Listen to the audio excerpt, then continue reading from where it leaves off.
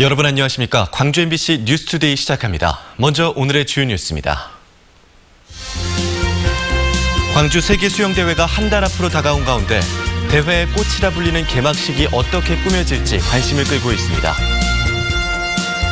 음식물 쓰레기 배출이 늘어나는 시기에 처리 시설이 잇따라 문제를 일으켜 음식물 쓰레기 처리에 비상이 걸렸습니다.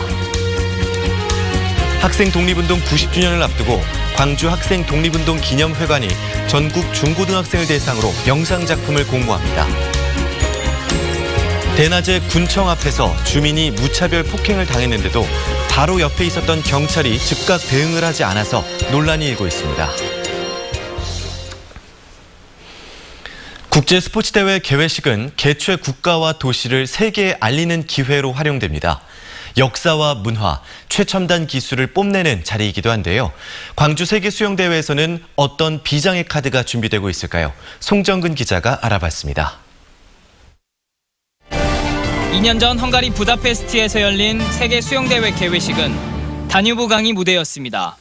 아름다운 야경을 배경으로 삼아 여러 공연들을 선보였는데 콘텐츠보다 더 주목받은 건 도시의 화려한 경관이었습니다. 지난해 평창 동계올림픽에서는 하늘을 수놓은 드론 오륜기가 보는 이들의 감탄을 자아냈습니다. 고구려 고분벽화에서 따왔다는 인면조 역시 강렬한 인상을 남겼습니다. 한 달 뒤 광주여대 다목적 체육관에서 열리는 세계수영대회 개회식은 실내라는 무대의 한계를 극복하기 위해 관객들이 마치 물속에 들어와 있는 느낌이 들도록 꾸며집니다. 특히 쏟아지는 물줄기를 이용한 아쿠아 그래픽과 사람이 날아다니는 듯한 효과를 내는 3D 플라잉 등 최첨단 기술을 동원한 화려한 퍼포먼스가 준비되고 있습니다. 이번에 저희가 처음으로 외국의 유명한 공연 기술팀과 같이 함께 해가지고 하게 됐습니다. 여기에 미디어 아트를 비롯한 다양한 장르의 아티스트들이 참여해 예양광주의 진면목과 함께 한 편의 드라마를 선보인다는 계획입니다. 비공개로 무대를 설치하고 있는 대회 조직위는 구체적인 시나리오를 비밀에 붙인 채 다음 주부터 본격적으로 리허설에 들어갑니다. MBC 뉴스 송정근입니다. 광주 세계수영대회가 한 달 앞으로 다가온 가운데 이용석 광주시장이 북한이 참가하도록 지속적으로 노력하겠다고 말했습니다. 이 시장은 선수 등록 마감일인 어제 북한이 참가 신청을 하지는 않았지만 대진표 작성 마감일인 7월 3일까지 신청을 하면 대회 참가가 가능하다고 강조했습니다. 또 정부와 수영연맹 등을 통해 북한 선수단의 참가를 제안해왔다며 체육이 정치와 이념의 장벽을 뛰어넘을 수 있길 바란다고 말했습니다. 오늘은 맑은 가운데 덥겠습니다. 현재 위성 영상 보시면 우리 지역은 고기압의 영향권에 들어서 하늘 자체는 맑게 드러나 있는데요. 다만 출근길에는 안개에 주의하셔야겠습니다. 현재 가시거리 살펴보시면 보성의 가시거리는 550m, 한평 370m로 가시거리가 짧은 곳이 많습니다. 교통안전에 주의하시기 바랍니다. 이 안개는 오전 중에 기온이 오르면서 점차 거치겠고요. 한낮에는 햇볕이 강하게 내리쬐면서 기온이 높게 오르겠습니다. 오늘 아침 광주의 기온은 16.8도, 한낮 기온은 28도로 아침 기온과 낮 기온 모두 어제보다 1, 2도가량 높은 가운데 6월 이맘때 날씨가 이어지겠습니다. 오늘은 자외선 지수도 높게 치솟겠습니다. 광주와 전남 대부분 지역에서 매우 높은 수준까지 오르겠습니다. 한낮에는 강한 햇볕과 자외선에 각별히 주의하시기 바랍니다. 날씨 정보였습니다. 가연성 폐기물에 이어 음식물 쓰레기도 정상적으로 처리하기 힘들게 됐습니다. 음식물 쓰레기 배출량이 많아지는 여름철에 음식물 자원화 시설들이 정상적으로 가동되지 못하면서 또 하나의 쓰레기 대란으로 이어지지 않을까 우려됩니다. 이계상 기자입니다. 광주시 남구에 있는 음식물 쓰레기 자원화 시설입니다. 하루 평균 150톤의 음식물 쓰레기를 처리하던 자동화 설비가 일주일이 넘도록 멈춰서 있습니다. 지난 4일 공장에 갑자기 불이 나면서 음식물 처리 기능이 마비돼 버린 것입니다. 설비를 복구해 재가동하기까지 최소한 2달 가까이 걸릴 것으로 예상됩니다. 기존에 지금 돌아가는 기계가 다 돌아가면 문제가 없는데 교체하는 부분이 있으니까 그런 게 좀 다시 제작을 해야 되니까 시간이 좀 걸리죠. 불이 난 시설에서 처리하던 음식물 쓰레기는 다른 시설들이 떠맡았습니다. 이 과정에서 광주환경공단이 운영하는 제2 음식물 자원화 시설에도 문제가 생겼습니다. 이 시설의 하루 음식물 처리 용량은 300톤 규모지만 이번 주부터 200톤으로 줄였습니다. 음식물 폐수를 분해하는 시설에 과부하가 걸리면서 정상적인 시설 가동이 불가능해진 것입니다. 근데 지금 소화조가 배탈이 난 상태라 지금 기존에 있는 애들을 좀 배출을 하고 나서 이제 새로 이렇게 투입을 함으로써 한 20일간의 시간이 필요하다는 것이죠.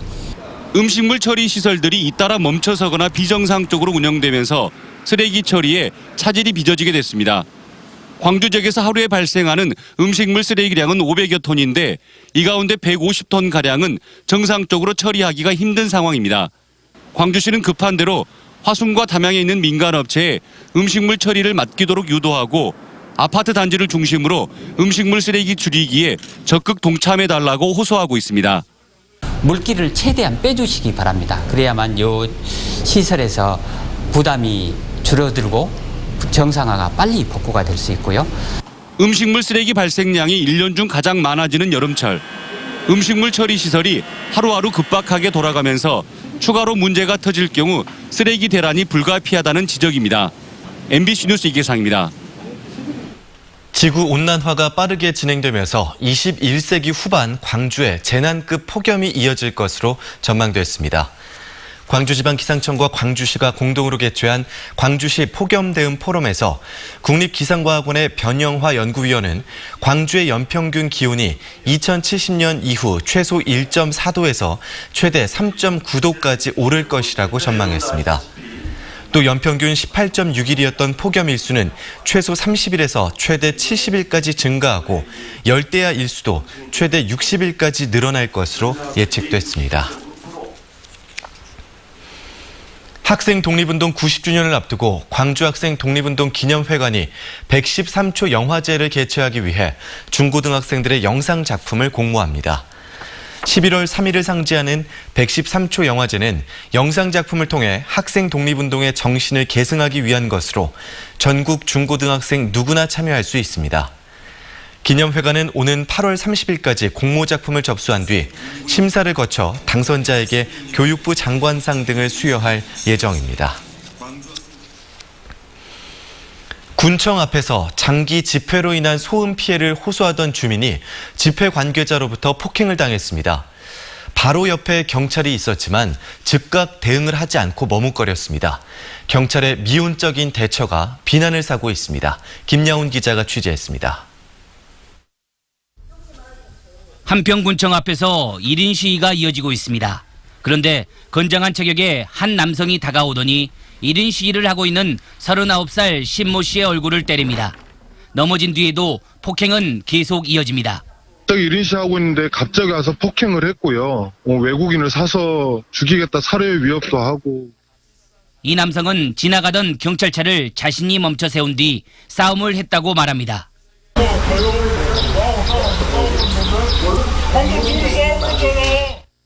경찰차가 후진해 사건 현장에 온 뒤에도 경찰이 보는 앞에서 몸싸움을 계속 유도하기도 합니다.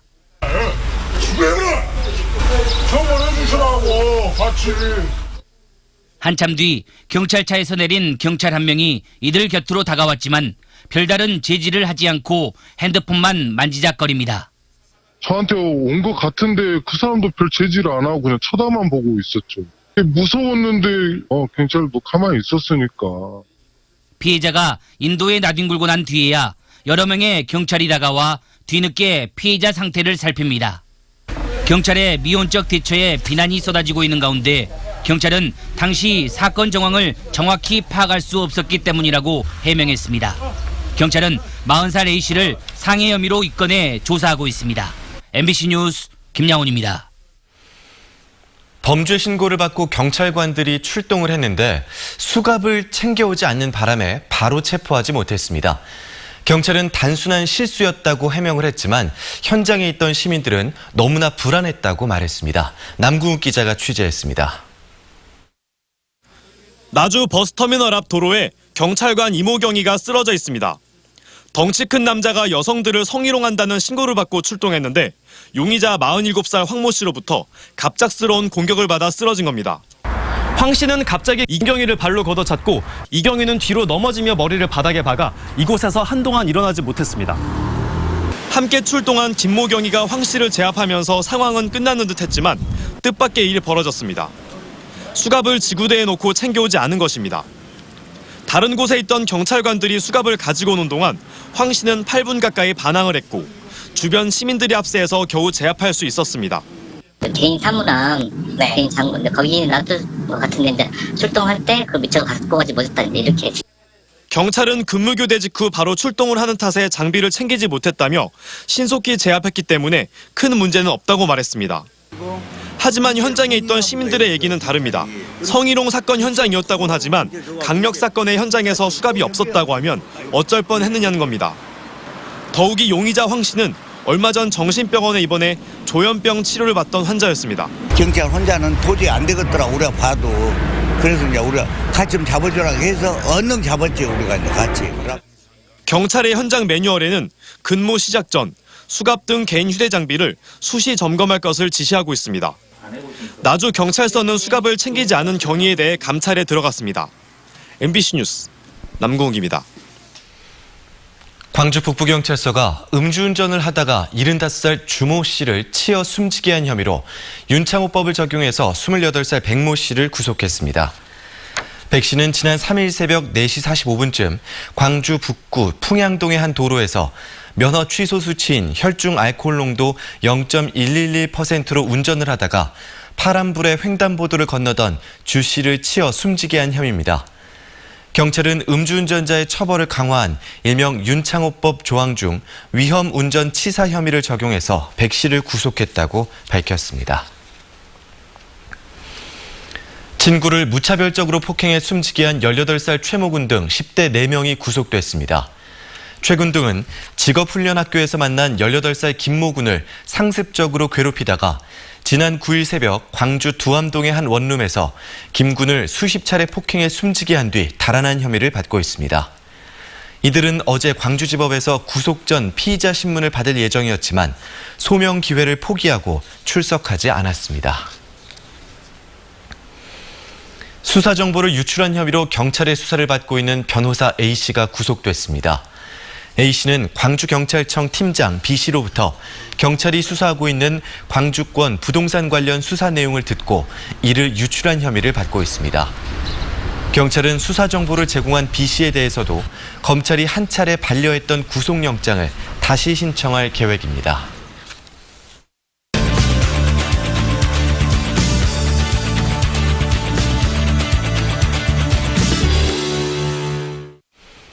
세계적인 미디어 아트 축제 국제전자심포지엄이 22일부터 일주일 동안 국립아시아문화전당에서 열립니다. 우리나라에서는 처음으로 진행되는 이 행사에서 예술과 기술이 어우러지는 볼거리와 즐길거리들이 마련이 되는데요. 광주문화재단 이유진 정책연구교류팀장과 함께 이야기 나눠보겠습니다. 안녕하십니까? 네, 안녕하세요. 네, 우선 국제전자심포지엄 아이제아라고 부르더라고요. 좀 네. 우리 시청자분들이 생소하실 수도 있는데 네. 소개해 주실까요? 네, 국제전자심포지엄 아이제아는 광주시하고 국립아시아문화전당, 그다음에 한국과학기술원이 공동 주최하고요. 네. 아트센터 나비, 그다음에 아시아문화원이 공동 주관하는 세계에서 손꼽히는 미디어 아트 행사이자 학술대회인데요. 네. 이번 행사는 음식과 기술을 결합한 아트 페스티벌과도 연계 추진되기 때문에요. 네. 푸드테크의 현재, 그다음에 동시대 미디어 아트의 현재를 실감하는 좋은 기회가 될 것 같습니다. 네, 이 국제전자심포지엄이 우리나라에서 개최되는 게 이번이 처음이잖아요. 네, 유치 과정부터가 쉽지 않았다고요? 네, 2016년도 당시에 이탈리아 피렌체하고 경합을 벌였는데요.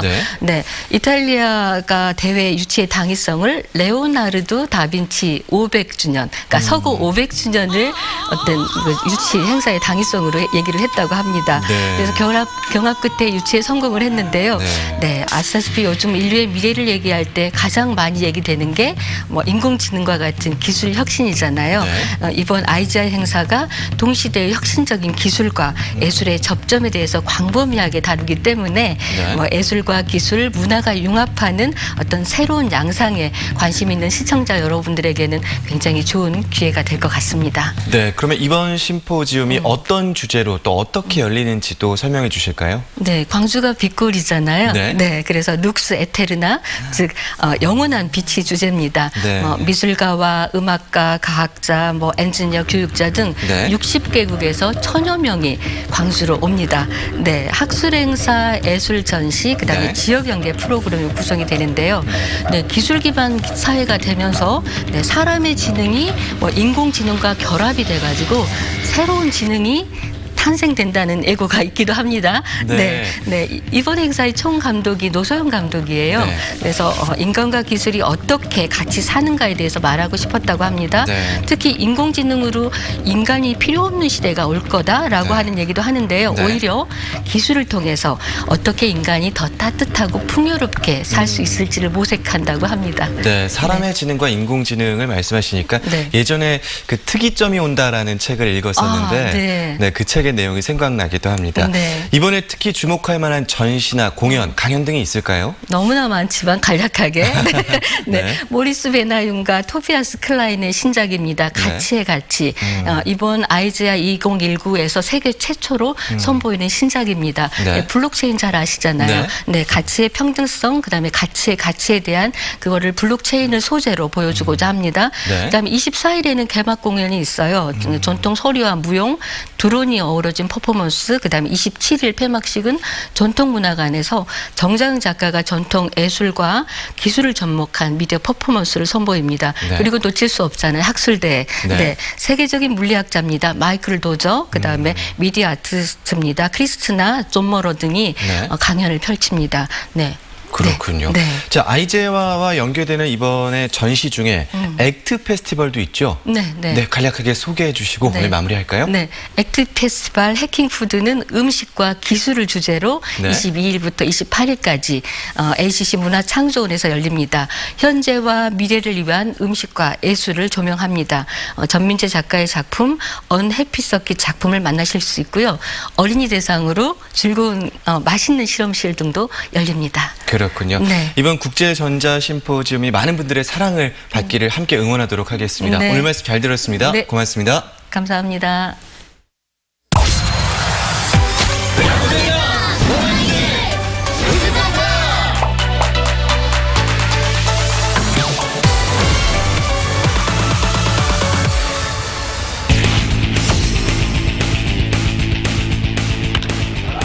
삼루 쪽, 삼루수 박찬호 잡았습니다. 2루 베이스. 그 사이에 3루 주자는 홈백. 뜁니다. 좌중간 쪽에 떨어지는 적시탑니다. 2루 주자 3루 찍고 홈까지 들어옵니다. 그리고 타자주자 1루에서 세이브. 주고 때려준대요. 투수에게 돌아갔습니다. 홍성구 태기. 홈에서 세이브. 볼 빠뜨립니다. 1루 스트라이크. 때렸습니다. 센터쪽 기다립니다. 타구 잡았습니다. 3루자 태급합니다. 홈까지 들어옵니다. 자, 김주천은 개인 통산 첫 득점을 달성하게 됐습니다. 역대 13번째 선수입니다. 잡아당긴 타구 3루는 좀 빠져나갑니다. 자, 터커는 3루 찍고 홈까지 들어옵니다. 안치홍의 적시타. 1루부터 나갑니다. 2루 수협 빠져나갔습니다. 자, 2루 주자 3루 돌아서 홈까지 득점. 그리고 2루에서 세이브. 결국 4대2 한 점 더 따라붙는 삼성 라이온즈입니다. 1구부터 돌립니다. 좌익수 앞에 떨어지는 안타입니다. 3루 주자 홈으로 들어옵니다. 박찬호의 적시타. 6구 빠집니다. 밀어내기 몰래 한 점 더 실점하는 타석의 최원준입니다. 초구부터 돌립니다. 좌측 안타입니다. 3루 주자를 불러들이는 적시타. 3구 타격.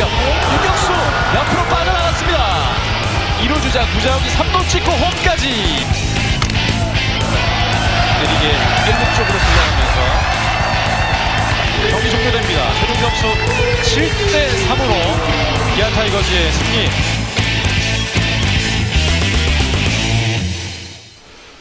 여름철 문어잡이철이 왔는데 지역 어민들은 즐겁지 않다고 합니다. 어족 자원을 보호하기 위해 내년부터 300g 미만의 문어는 잡을 수가 없기 때문인데요. 어민들은 지나친 규제라며 반발하고 있습니다. 강소영 기자가 취재했습니다. 여수 앞바다에서 단지를 이용한 문어잡이가 한창입니다. 모터에 줄을 걸자 펄에 묻혀있던 문어 단지들이 물 위로 올라옵니다. 단지 안에 진흙과 함께 있던 문어가 튕겨져 나옵니다. 문어의 습성을 이용한 전통적 어업 방식입니다. 어민들은 당장 내년이 걱정입니다.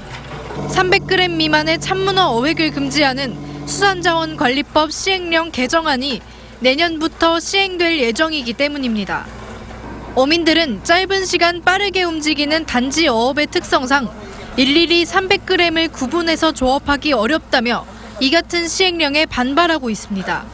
그럼 문어가 알다시피 여기서 빠져나와요. 빠져나오면 저렇게 들어가요. 물칸으로 들어가는데 지도선이나 누가 와가지고 한 마리 꺼내봐라 그래갖고 제일 작은 꺼내면 300g 이하가 된다는 거지. 그럼 우리는 오늘 범죄자예요. 또 문어만 잡아야 하는 단지 어업인들이 다른 물고기도 함께 잡을 수 있는 통발 어업 등과 동일한 기준으로 규제를 적용받는 것은 부당하다는 입장입니다. 통발이나 그다음에 선상 낚시 하시는 분들하고는 또 달라요. 우리 그 문어단지 어구어법이 관리 감독을 할 수 있는 사람들의 편의에 서서 그냥 무조건 300g을 정한다는 자체가 이게 앞뒤가 안 맞는 거지. 이에 대해 해양수산부는 참문어 어획량이 10년 전에 비해 절반 가까이 줄어든 상황에서 참문어 어획 규제가 필요하다는 입장입니다.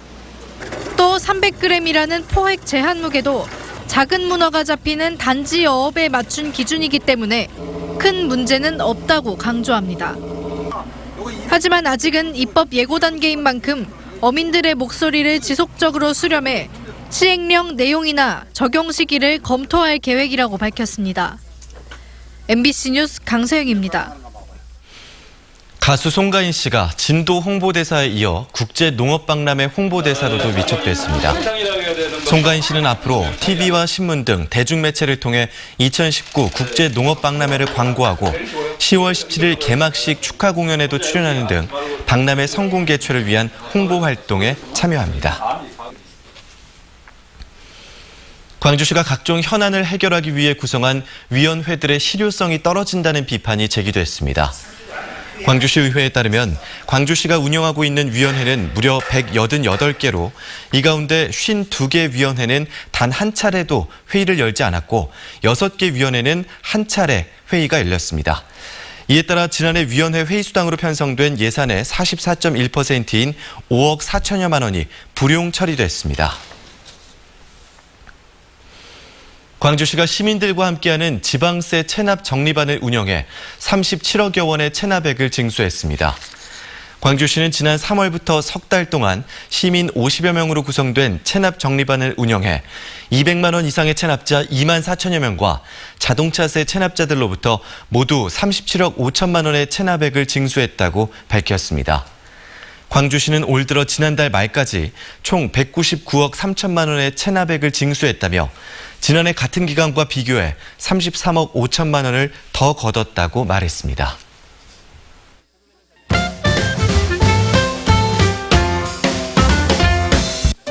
여름 특별체험 프로그램 손안의 ACC 숲이 매주 토요일마다 국립아시아문화전당 민주평화교류원에서 열립니다.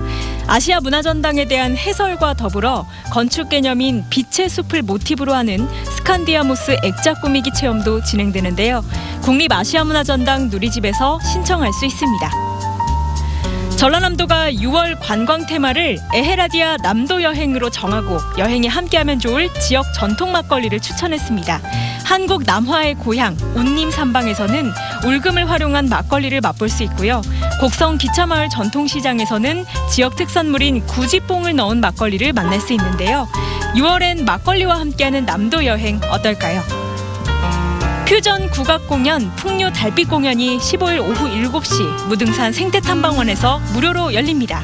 종묘 재래약 이수자인 대금 이누나 김지연 씨는 대금 독주곡인 청송곡부터 방탄소년단 페이클러브까지 다채로운 음악을 선보이고요.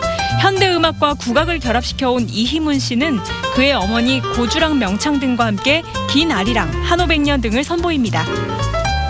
1950년대 프랑스 저택에서 일어난 살인사건을 중심으로 사람들의 욕망을 표현한 블랙 코미디 연극이 무대에 오릅니다. 19일부터 22일까지 궁동예술극장에서 열리는 8명의 여자들인데요. 이번 공연에선 가정의 불안정 애착 문제에 대한 이야기를 담아 깊이를 더했다고 합니다.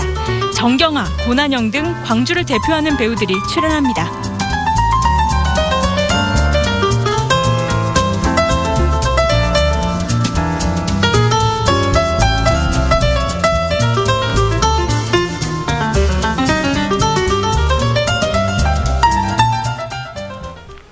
오늘은 맑고 더운 가운데 6월 이맘때 날씨를 보이겠습니다.